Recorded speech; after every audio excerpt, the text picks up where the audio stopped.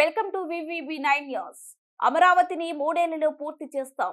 అప్పుడు ప్రధాని మోదీని మళ్ళీ ఆహ్వానిస్తాం. 57,980 కోట్ల ప్రాజెక్టులకు ఇవాళ శంకుస్థాపనలు, ప్రారంభోత్సవాలు జరుగుతున్నాయి. మోదీ గైడెన్స్ తో అమరావతిని ప్రపంచం మెచ్చే రాజధానిగా తయారు చేస్తాం. అమరావతి 5 కోట్ల మంది ప్రజల సెంటిమెంట్.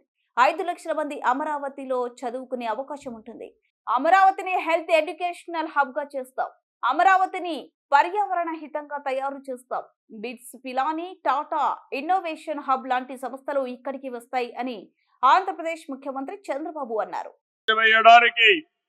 ప్రధాని మోడీ గారికి కేంద్ర ప్రభుత్వం తీసుకునే ప్రతి చర్యకు మేము అండగా ఉంటామని ప్రతిజ్ఞ చేస్తున్నాం. मोदी जी, हम आपके साथ हैं.